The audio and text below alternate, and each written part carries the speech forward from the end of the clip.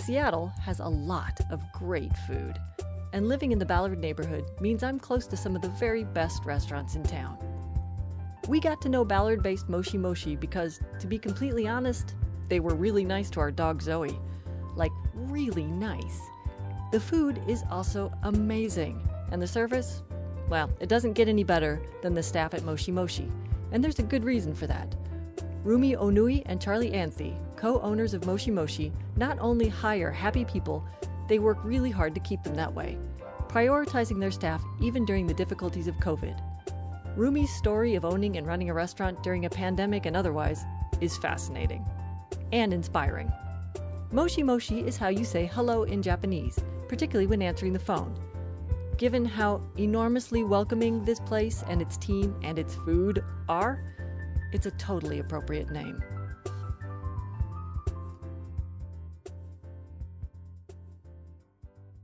Hello and welcome. Rumi from Moshi. Yep. You are a co-owner of Moshi, is that correct? Yes, I am. Yep. Excellent. And who's your other half? Charlie Anthe. He's my co-owner and my husband. Ah, nice. Nice. So can you tell us a little bit about your background and how it led you here to Moshi? Yeah. I've worked in the industry for a long time, and I'm a pastry chef by trade. Oh, wow. I worked in every aspect of the industry, from small cafes to restaurants, caterers, and some large corporate kitchens. And I love baking and pastry work, and it's still a big part of my identity, but it's really hard on the body. So no matter how high up on the chain I got, long hours and a huge amount of production was expected of me, in addition to all of my managerial tasks, as I was always leading a team.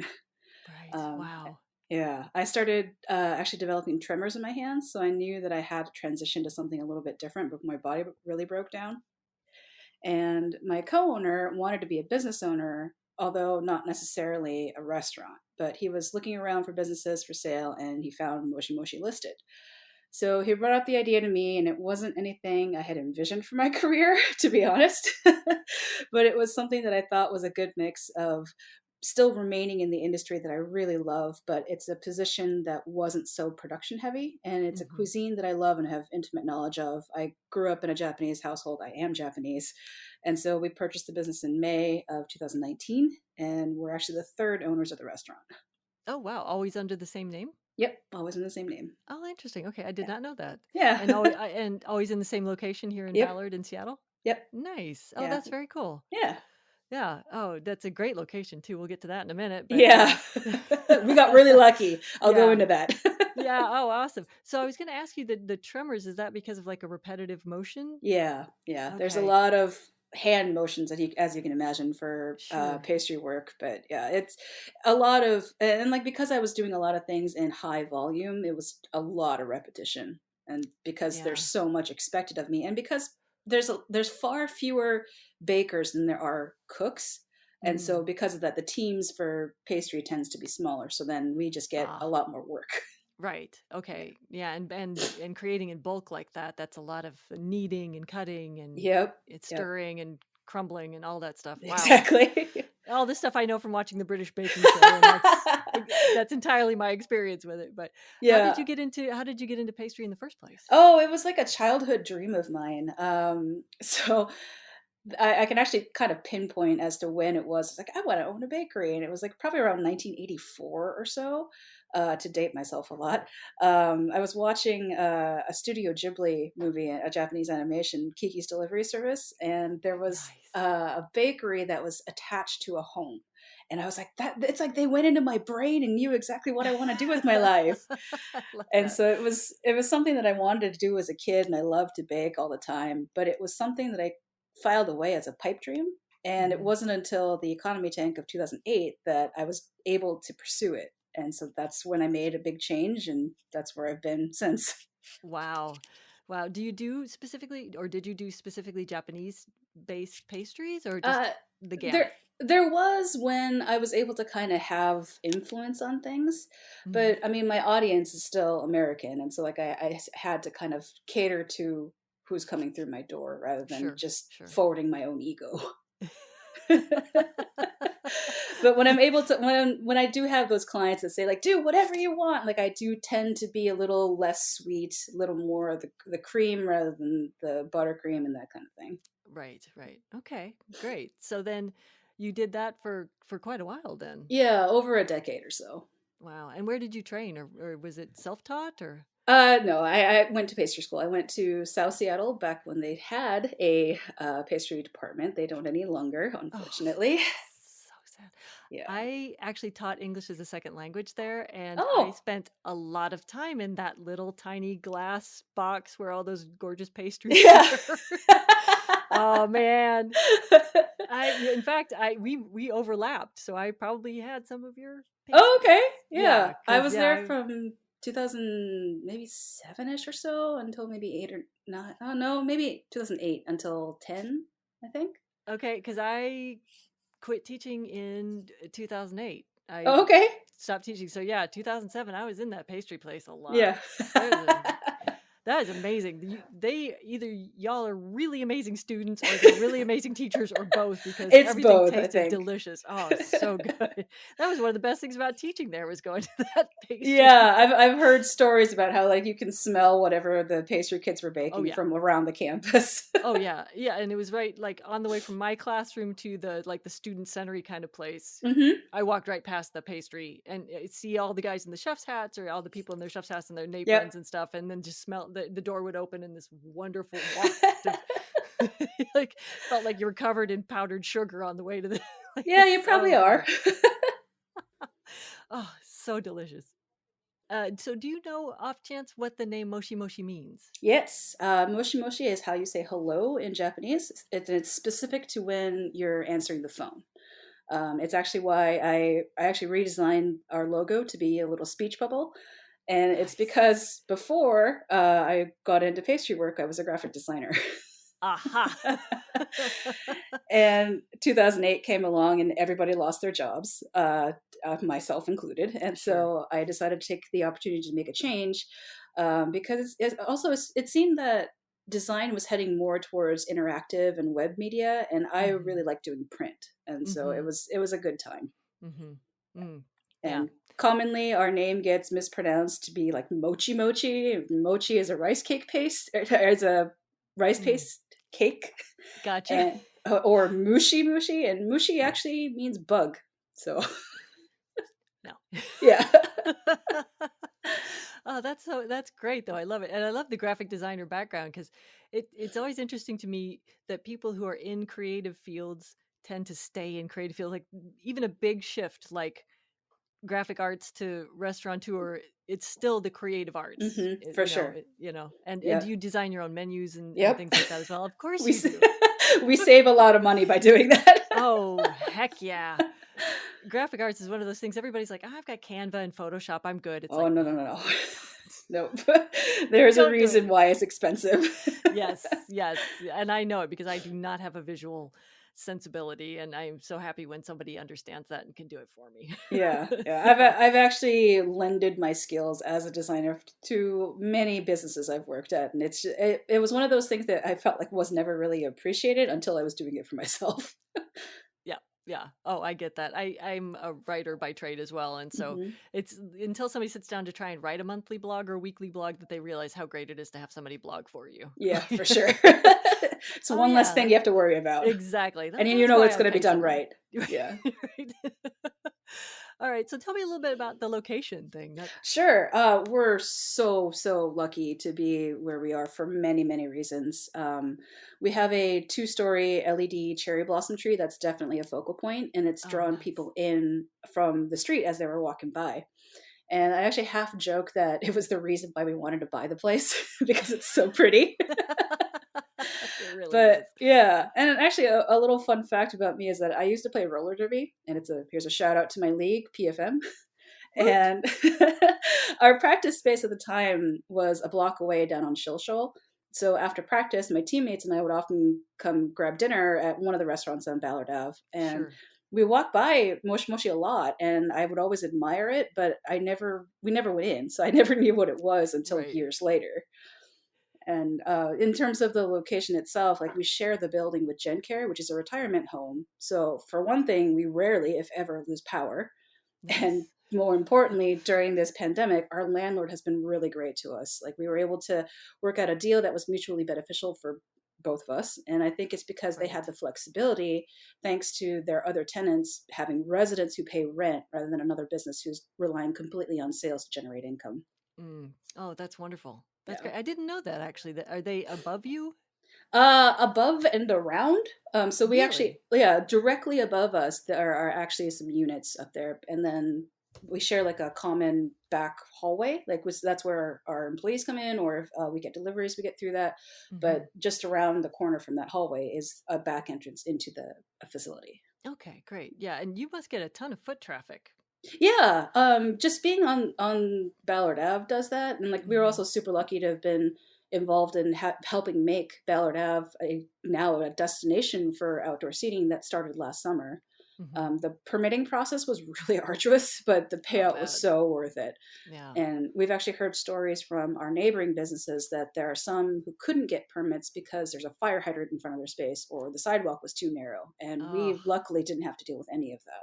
that's great. Yeah, you have a wonderful outdoor space. Are you going to be able to keep that Yeah, we'd like moving to open forward? it up again. Like we closed it down for the winter because we just kind of stopped having people come by. And this was Hmm. before all of the lean-tos that are out there right now were Right. built.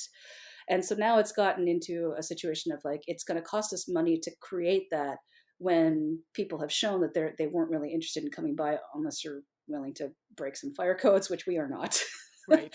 Got it. And so because of that, we decided to not have it during the winter, and it's also because we're trying to keep our people safe and Mm. Hmm. having them go in and out of the cold and the rain just to deliver food when COVID's a Fair. thing, flus are a thing, that we Right. just felt it was safe to not do it.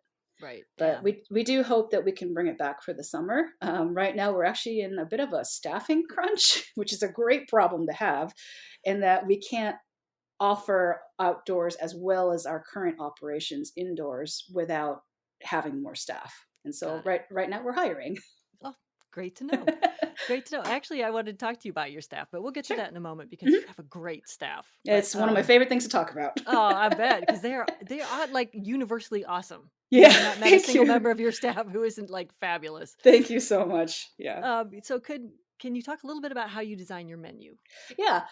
So we have an interesting business model because there are certain staples that no matter how well or how little it sells, every sushi restaurant is expected to have. And Right. the same can be said for many other restaurants, I guess. But like it makes it so that because there's so many items that are like that, that it makes our menu during normal times intense. Mm, Whenever I mm-hmm. hire somebody who new from front of house, I tell them it's going to take you at least a month to know the menu. Be easy on yourself.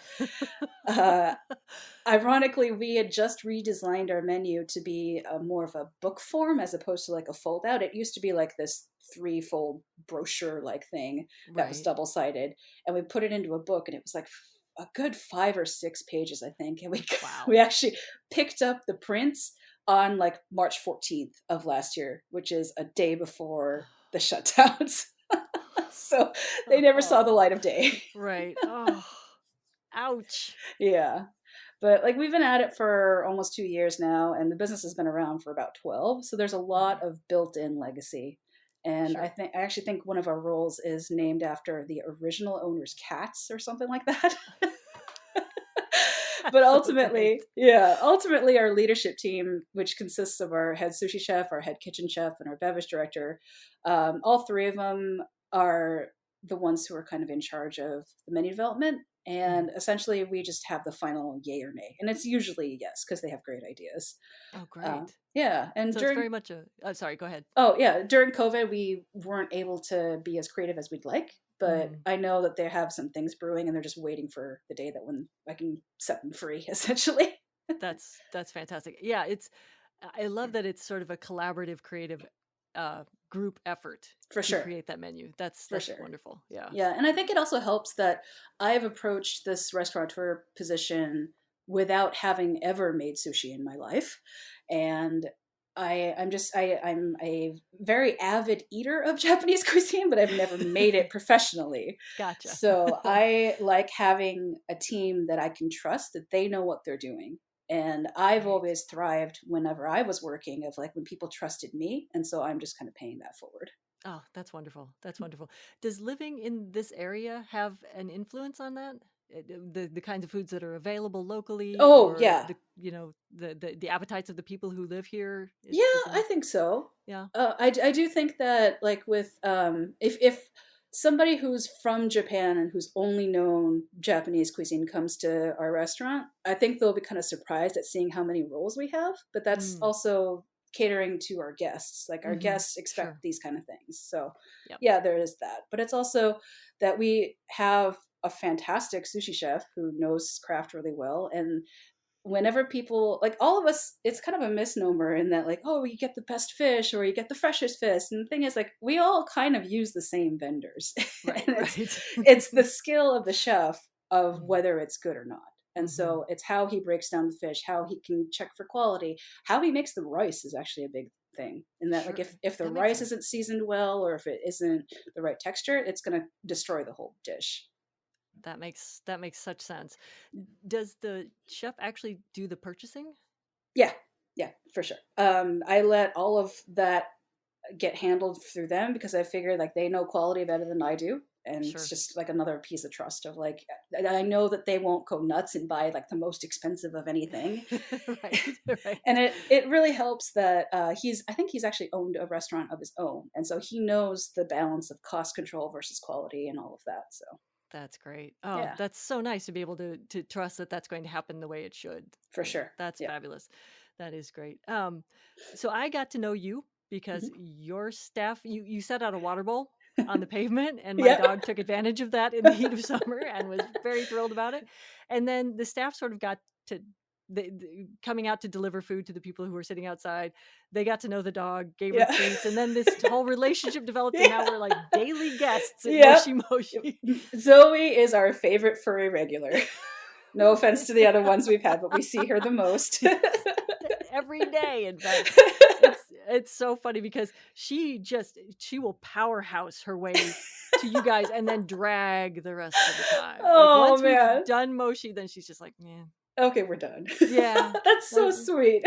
she just absolutely loves it. And your staff and you have been so welcoming and so patient with her. She is a rescue and has some issues that Yeah, we're still but dealing with, but people have issues, and so we get that. Like almost all of us are dog people, and so we get it. it And shows. yeah. Yeah, it truly shows. But anyway, it's been wonderful getting to know you and the group, that your team that you have there, because even though it was a kind of an odd way to get introduced to a restaurant, I think it's kind of the best way. it's fabulous. Treat my dog well, you're going to treat me well. You know, there is definitely no question about that. And I have eaten there, and it was wonderful. Oh, And good. I'm glad I'm to hear I'm that. yeah, and I'm vegetarian, so it's always nice when there are things on the menu that are within my Vegetarian. wheelhouse. Yep, Yep, yep. which is great. So I have to ask, how do you get this amazing staff? Do you hire specifically on congeniality? Kind of. Yeah. So it, like, a luck has a lot to do with everything. Like there are all kinds of people in this industry, and it's actually really common for people in the service industry to bounce around from place to place like Mm, every few months. right. But Sure. I have two people on my team who've been with the company from the original owner's era, so it's been about Wow. 10 years plus, and two Nice. more who were with the second owners, although one was one that we had hired back after he took a little bit of a break. And that's nearly a third of my team, making up a really strong backbone of dedication and loyalty. So, and then also like Nice. half of the remaining were hired by us a couple months into our time as owners. So I think it's safe to say that our people tend to stick around for a while. That's great. And that means they have real expertise in the food too, Yeah, right? for So they sure. know how they Yep. can talk to customers about it, and particularly people who might be a little unfamiliar with the Hmm. cuisine, and Hmm. answer questions. That's so great. That's so helpful, you know. Yeah, and it's also that, like, because our menu is huge, like retaining the people who have the knowledge of our menu is Yeah. so important to us. Yeah. Yeah. And like creating a healthy work environment is one of my most important principles as a leader, and Mhm. one that I'm equally most proud of maintaining and most paranoid of falling short on. The service industry Yep. is just notorious for hostile work environments, and things Mm-hmm. like aggressive chefs screaming and throwing things at coworkers is somehow normalized. Terrible business owners who encourage people to work off the clock or intentionally Mm-hmm. short staff to avoid overtime hours. And all these things boil a business down to numbers on a spreadsheet. And while some might find success that way, Right. it's the polar opposite of how we operate. Right. Toxic and Toxic small businesses use the phrase of "but we're family" to take advantage of people, but Mm-hmm. we're actually genuine in our term of family, and we Mm-hmm. we love and protect and nurture all those under our care in and out of the workplace, and we actually lovingly refer to our entire crew, regardless of age, as our kids. We don't have biological children of our own, so we have 14 others. That's awesome. That is so great. And it really shows that you have built and are very dedicated to maintaining that Oh, family thank feel. you. Thank you. It just exudes.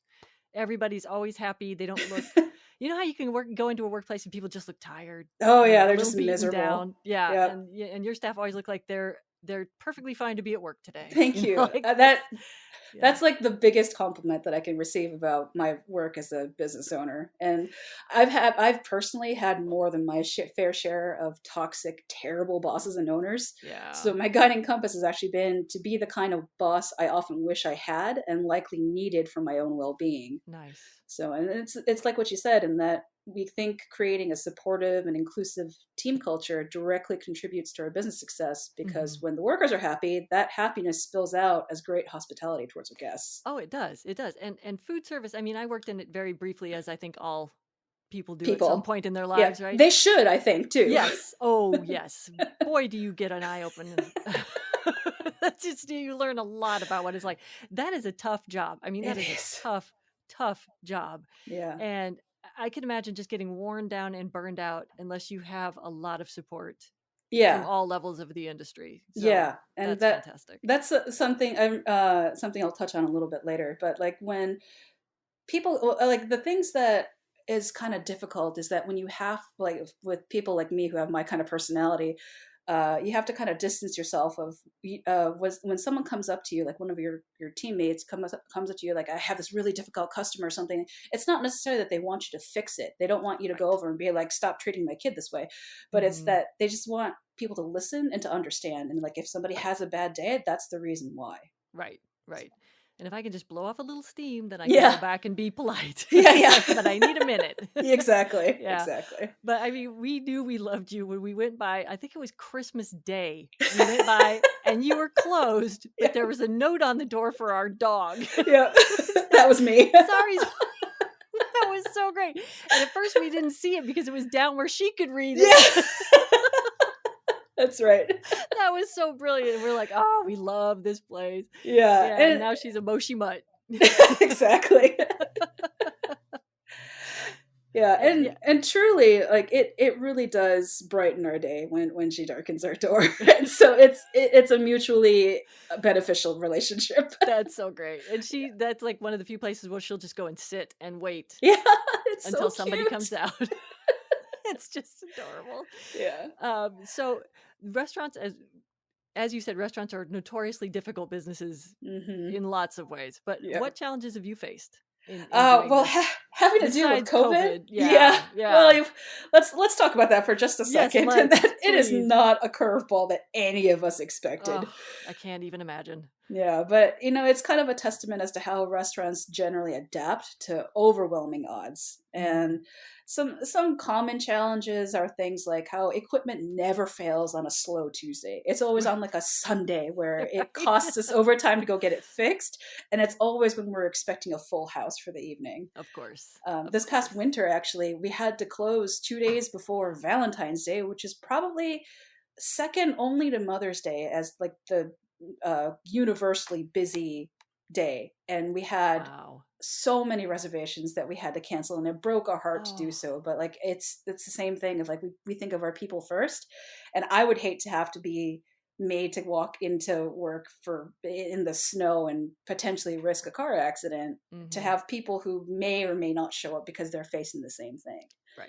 So Right. it was one of those, like, it's the right thing to do. It sucks, but it's the right thing to Yeah. do. Yeah. Oh, and it's just how you manage to sort of estimate how much of each perishable item you're going to need, for that Hmm. day is, I don't know how anybody makes experience, I'm sure, but still, that's got to be a tough call. Yeah, when I was in the kitchens, like I actually really didn't like doing purchasing because I was always paranoid about over Sure. ordering too much. But Hmm. then I would have if I ordered too much or if I didn't have enough, and it's bad both ways. There's like a Right. razor thin edge of when it's okay. Right, right, which has got to be tricky. So, were you able to do takeout during COVID, or how did you navigate the Yeah, COVID crisis? yeah. So about this time last year, on our let's see, we got I actually remember the dates, and that we got the notice on like the 15th of March, I think it was. It was a Sunday,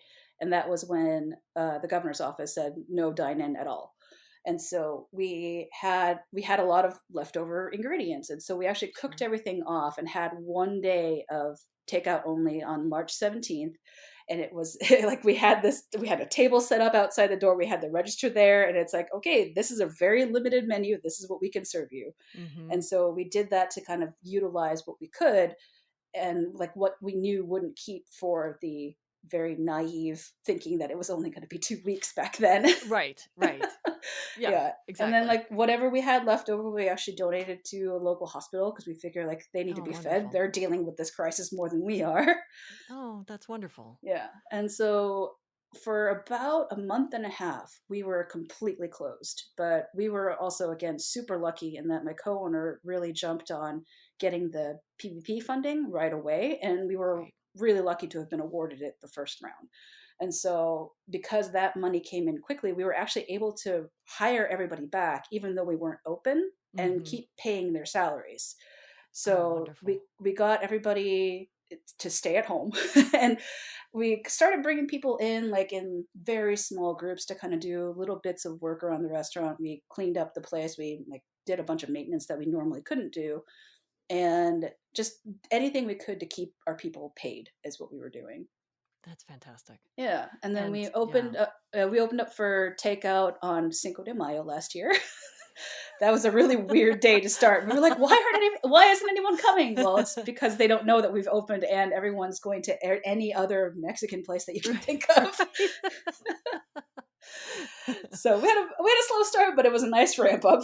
And That's so then great. we did takeout only for a while. Then we were able to do outdoor seating. Our summer was really great to us.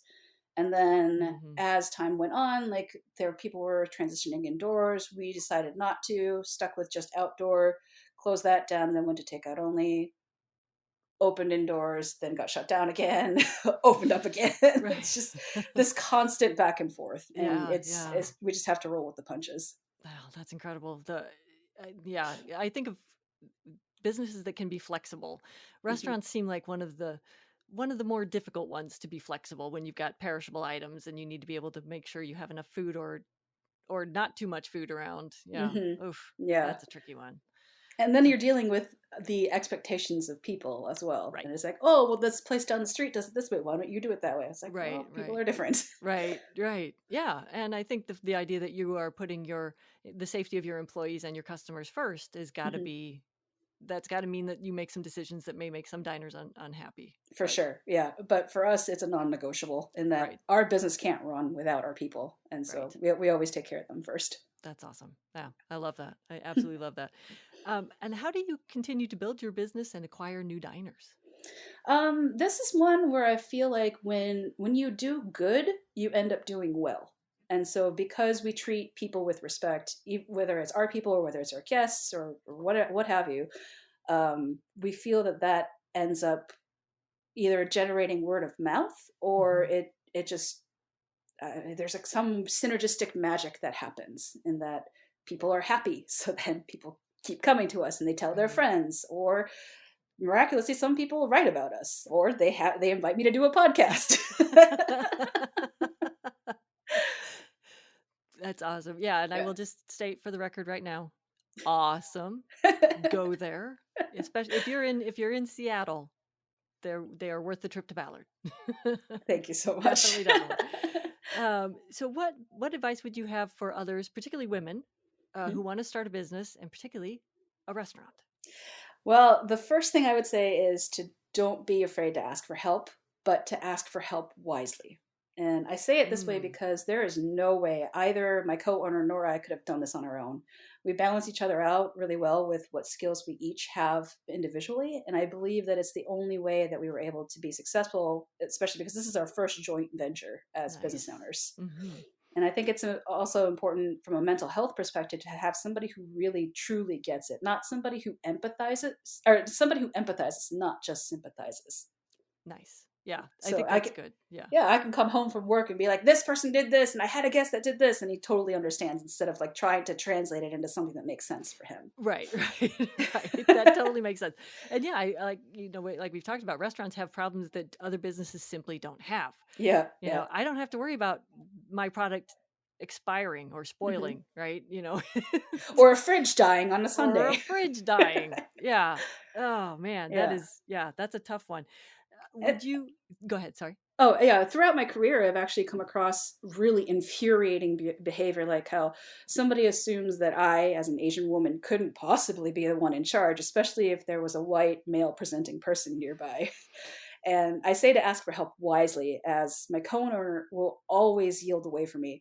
And we've had situations like having to deal with equipment technicians on a Sunday, Mm, where, of course. Usually Mother's where, Day. yeah, exactly.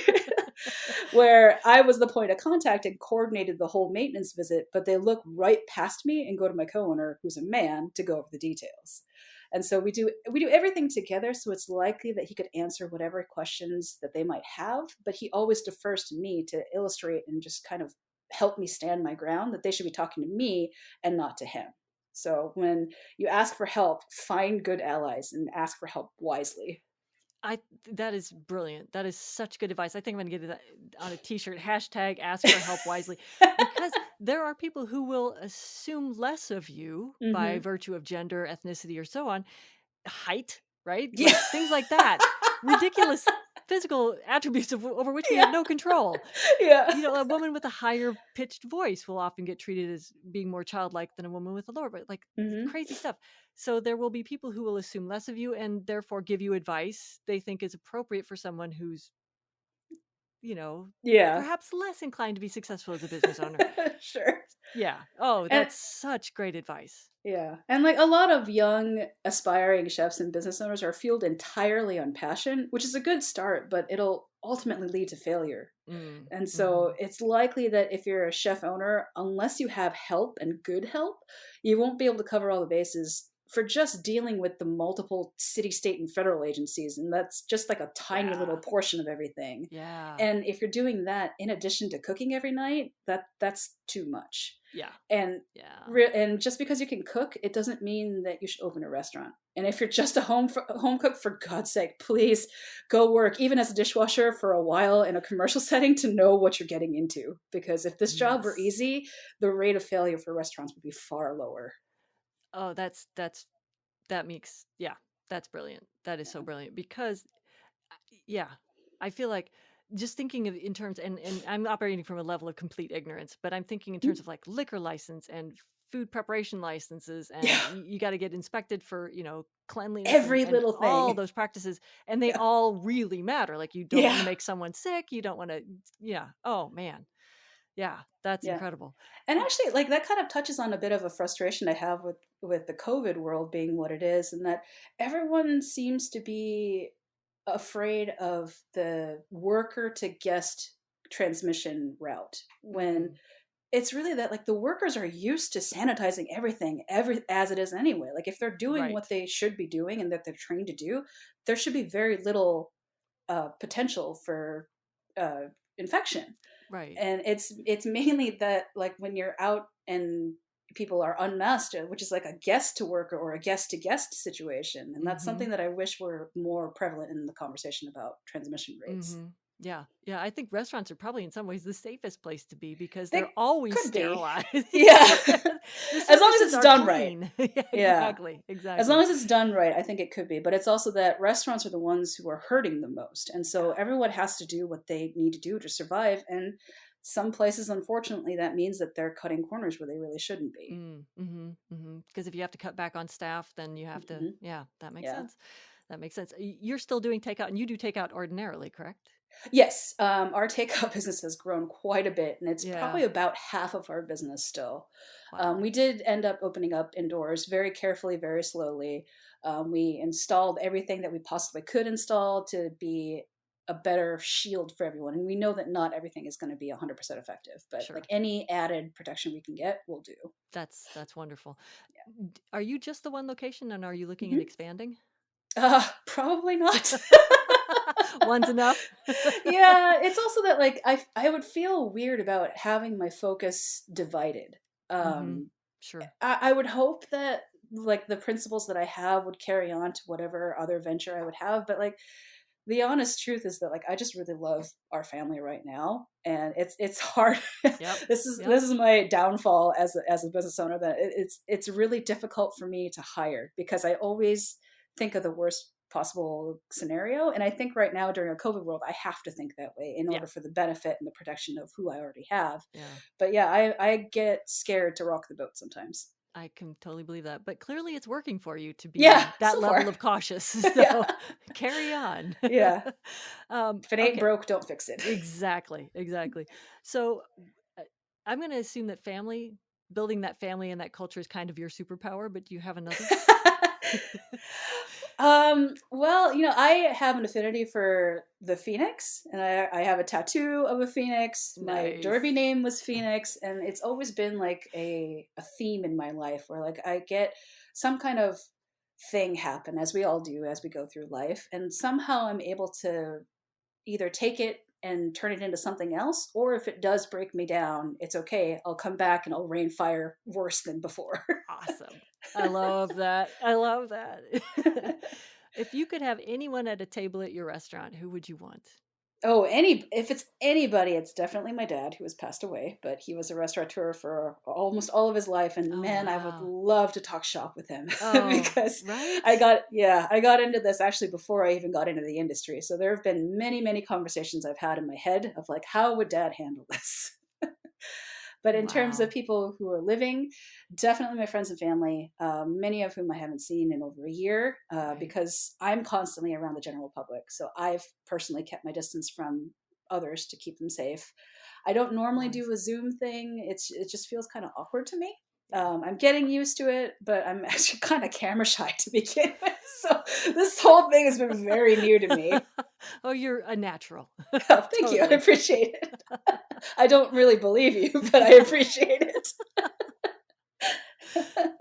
I love But that though. That's good. yeah. And like if I can name a couple of celebrities, I guess, Yeah, and that please. I do know that J. Kenji Lopez Alt is now living in Seattle, and I have heard rumors that he has frequented some other Ballard businesses, some of which I love, like Pork Chop.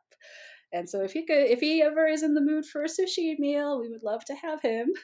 Well, does he have a Twitter account? We'll tag him on when I we. believe he does. I'm sure it's like I am not on Twitter, so I don't know what that is, but I'm sure he's on there. Okay, He's like I'll check. the ultimate culinary nerd. He's one of my heroes. I love his book, and What's the book?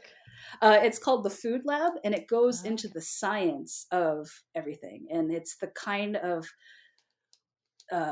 technical stuff that I love in cooking. Nice. Oh, that's cool. Oh, that's Yeah. so cool. All right. Anybody else? Uh, Damian Lewis, just because he's my celebrity boyfriend. Right. Right. Yeah. Yep. I'm totally down with that. He doesn't know I exist, but that's okay. That's a Yeah. minor detail. We'll fix that. We'll fix Yeah. that. So I did want to ask you, and if you're not comfortable with this, we'll certainly cut this part out. Mhm. But I did want to ask you a little bit about your thoughts on the issues and violence that are facing the Asian American community right now, particularly so close to what happened in Georgia. Do you have any thoughts you'd be willing to share with us? Just brief ones of like it's one of those things of like I still haven't quite processed what happened in Atlanta, and it's just Yeah. horrifying, and it makes me angry and scared and all these terrible things to think about, and it's still in the works of me processing all of that. I do know that a lot of international district businesses here in Seattle have been negatively affected, Mm, and I don't know what really to say about it. It's just we're all in this together, and it's really unfortunate that the previous presidential administration has kind of fueled that fire yeah. and made this whole health crisis into a racial crisis. Right. Right. Yeah. But I do think that conversations need to be had, in that we had a huge upheaval in civil unrest over the summer, which I Hmm. think was more than warranted and needed. Yep. Yep. But I do feel that people are talking more, and I think those conversations need to continue for sure. Yeah. I agree. I agree. Yeah. And the more that we can try to understand each other and see Hmm. each other as people, the Yeah, better off we'll yeah, be, right? So, yeah. yeah. There was a topic that I was going to bring up as like a hey, how about this instead? Because I don't have much to say about this right now.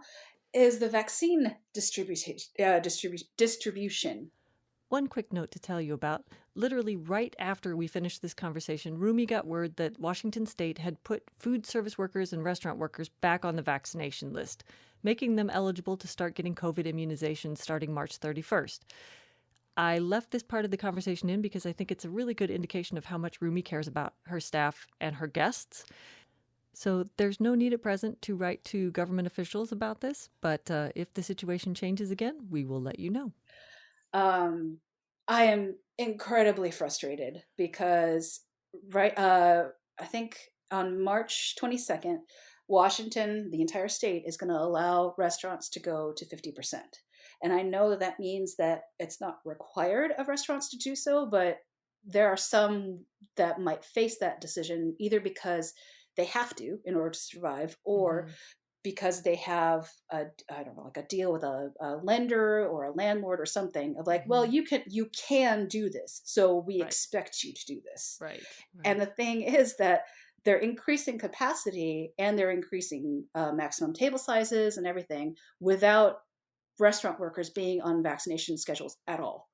Ooh. So we were under the same umbrella as grocery store workers and food production workers from the beginning of the crisis, which is Mm-hmm. what made us have to work in person Right. because we were able to big air Right. quotes around that one. Yeah. And so we've been at this for this entire year. But when it came to the vaccine, for a reason that has yet to be explained to me, food service workers are excluded from the next vaccination tier.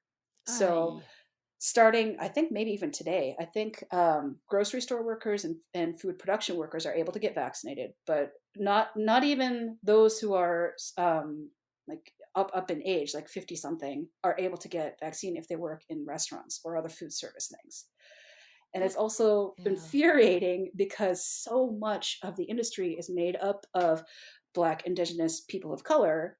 And if the agencies talk a good game about wanting to have equity with the Mm-hmm. vaccine, wouldn't it make sense to vaccinate restaurant workers?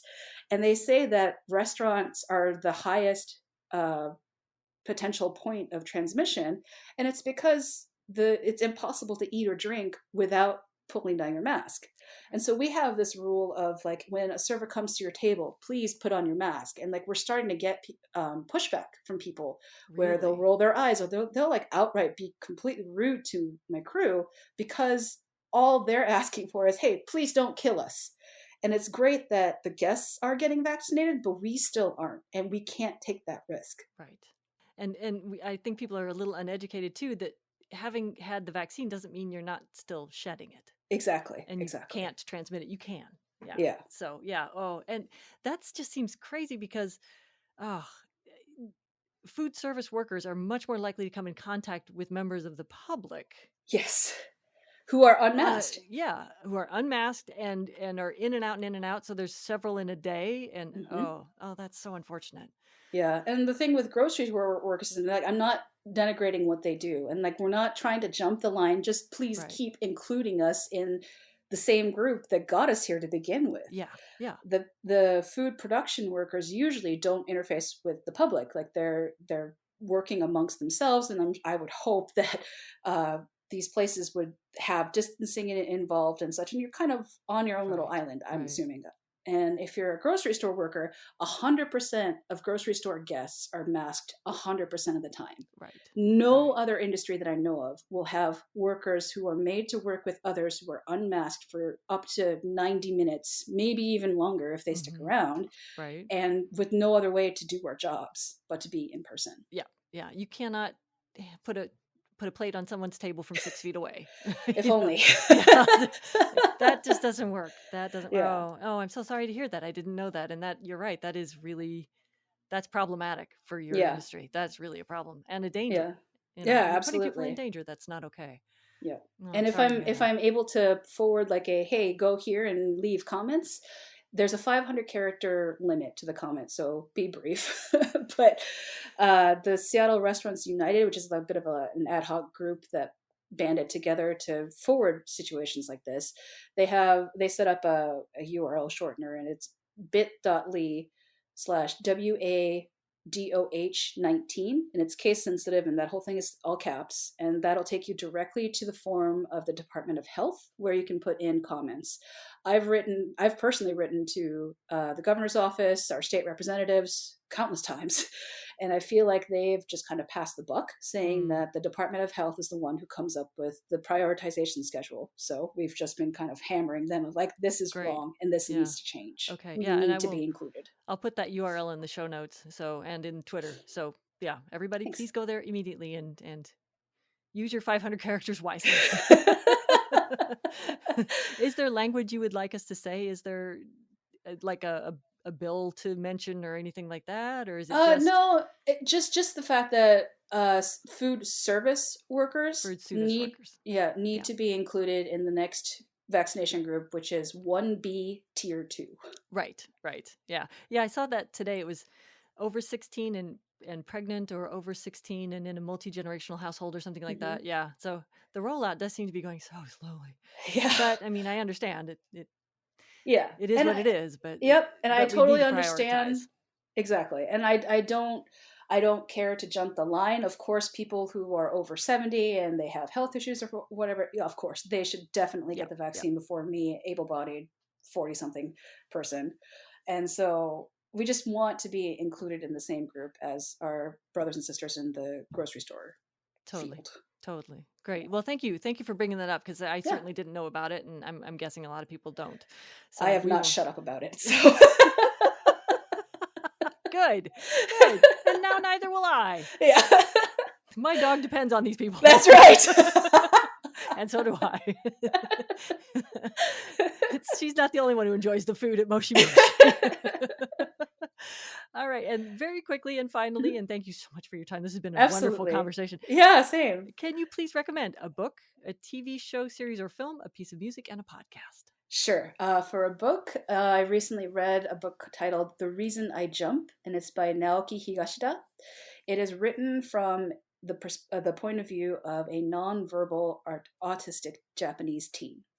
I personally have family members who are on the spectrum and one who is nonverbal, and it was really heartbreaking and eye-opening and very wholesome to understand the perspective of somebody who's in a similar condition as him. And I feel like even if you don't have people who are in your life who are faced with these challenges, it increases your empathy towards people, I think. Wonderful. And the book title again was The Reason I Jump. And I think it's Yep, and I think it's actually going to be, or I think it might have already been turned into a documentary, and I believe there's going to be a US release very soon. Fantastic. Oh, that's great to know. Okay. Yeah. TV show is one of my favorites that I tend to recommend to people. Is called Samurai Gourmet, and it's on Netflix. There's sadly only one season. Oh no! But it was a Japanese show, and it's about a man who has just retired and has all of the options available to him now, even though he's lived his entire life as a businessman, and he doesn't quite know how to live his life. But it's a show that focuses around food, but it's not a cooking show, it's an eating show. Nice. And for me personally, it reminded me of my dad. Like, the guy kind of looks like him, and the way that he acts was definitely my dad. And I feel like there's like this pure joy of seeing somebody enjoy food that is so touching to me. Mm-hmm. Yeah. That's great. I love it. Yeah. Piece of music. This is a bit of a tough one because I actually am a little odd in that I don't listen to a lot of music. I'm kind of the same. Okay. The one that I guess sticks out in my mind is a song from a video game, and it's a video game that I haven't actually even completed, but it's called Scars of Time. The piece of music is called Scars of Time, and it's from the soundtrack of Chrono Cross, which was a PlayStation 1 game, I think. Okay. It's just a beautiful instrumental piece, and Nice. because it's the opening theme, it tends to set up the feeling of adventure, and it kind of like gets me going every Perfect. time I hear it. Ah, that's great. Job uh, done. Ching. yeah, exactly. Music does what it's supposed to do. For a podcast, I'm going to say The Hindsight, which is one that does local strange stories and true crime. And it was put together by a current and former employee of mine. And they just kind of have fun with it. Love And my beverage director actually is the one who is obsessed with true crime. it. And so she roped one of our previous employees into doing this with her, and they seem to have fun with it. That's so. great. Oh, that's so much fun. I love it. I love it. Is there anything that I didn't ask you that you'd like to tell us? The vaccine thing was the one that I really wanted to touch on. So yeah, I think you covered everything. This has been a lot of fun. It really has been. This has been a fabulous conversation. I thank you so much. And You're so welcome. It's my pleasure. Yeah, thank you. And thank you to your staff for all your kindness and patience with us and our dog. Yeah, we love her, truly. Thanks so much to Rumio Nui for offering up some of her rare and precious free time to talk with me. If you have the opportunity to get food from Moshi Moshi, do it. I strongly recommend it. You can find more information at their website, moshimoshiseattle.com. Moshi is spelled M-O-S-H-I.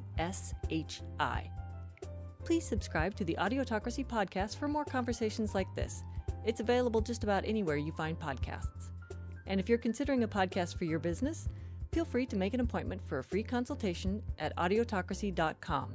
That's AUDIOTOCRACY.com. Until next time, I'll leave you with a quote from J. Kenji Lopez Alt from the Food Lab, Better Home Cooking Through Science. Once you start opening your mind to the wonders of the kitchen, once you start asking what's really going on inside your food while you cook it, you'll find that the questions keep coming and coming, and that the answers will become more and more fascinating. I'll see you soon.